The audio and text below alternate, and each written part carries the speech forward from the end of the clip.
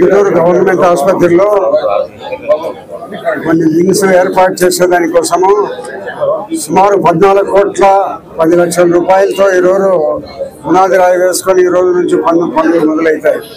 కాబట్టి హాస్పిటల్ కొంత ఇంప్రూవ్మెంట్ చేయాలా, డెవలప్మెంట్ చేయాలనే దానిలో గౌరవ ముఖ్యమంత్రి గారితో మాట్లాడినప్పుడు హాస్పిటల్ నుంచి మన ఇంజనీరింగ్ డిపార్ట్మెంట్ నుంచి కలెక్టర్ దగ్గర నుంచి రిపోర్ట్ తెప్పించుకొని ఆసుపత్రి పరిస్థితి మరుగుదొడ్లు కానీ కొన్ని వెంటనే చేయాల్సిన పనులు ఉన్నాయనే ఉద్దేశంతో 14 కోట్ల 10 లక్షల రూపాయలు పనులు మంజూరు చేయడం జరిగింది.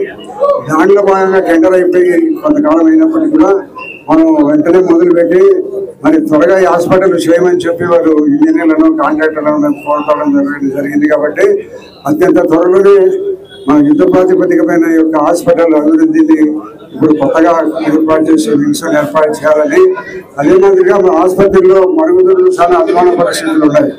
వెంటనే పాత దాంట్లో ఉండబడిన మరుగుదొడ్లను వెంటనే మరమ్మతు చేసి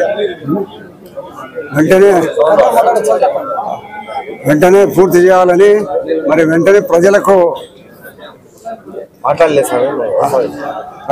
చాలా ఇబ్బందిగా ఉంది.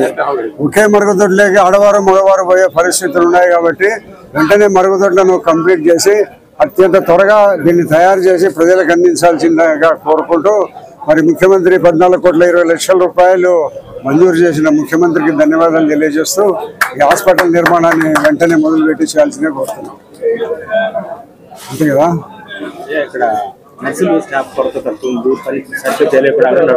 వీటిని గురించి ఆల్రెడీ ఒక కృష్ణబాబు గారితో సెక్రటరీగా ఉండేటప్పుడు మాట్లాడడం జరిగింది.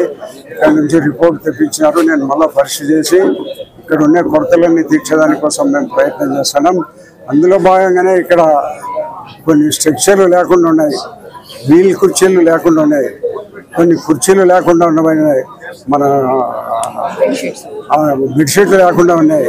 వీటన్నిటికి సంబంధించి ఒక వారం 10 రోజుల్లో ఒక డోనర్లతో మాట్లాడినాం. డోనర్లతో పిలిపించి ఒక 10 తోపుడు కుర్చీలు, అది 10 స్ట్రక్చర్స్, ఈ ఒక 100 కుర్చీలు ఈ మాదిరిగా పొద్దుటూరు ప్రజలందరూ డొనేట్ చేయడం జరిగింది. అన్ని ఒక వారం రోజుల్లో అవన్నీ తీసుకొని వచ్చి పొద్దుటూరు ప్రభుత్వ ఆసుపత్రిలో ఆ డోనర్స్ పిలిపించి కూడా వారికి కూడా సన్మానం చేసి అవన్నీ కూడా ఆసుపత్రికి అందజేయడం జరుగుతుంది. వెంటనే త్వరలోనే ఇక్కడ ఉండబడిన స్టాఫ్ను నర్సెస్ తక్కువ ఉన్నారు, ఇప్పుడు ఫుల్ షేపులు అందరూ డాక్టర్లు అందరూ ఉన్నారు అనుకుంటాను. ఆ స్టాఫ్ నర్సులు కావాలని గతంలో ఇక్కడ పనిచేసిన కలెక్టర్గా పనిచేసిన కృష్ణబాబు గారు సెక్రటరీగా ఉన్నప్పుడు పోయి కలిసి మాట్లాడడం జరిగింది. రిపోర్ట్ కూడా తెప్పించుకున్నాడు. త్వరలోనే వాటిని ఖాళీలను కూడా భర్తీ చేస్తాం.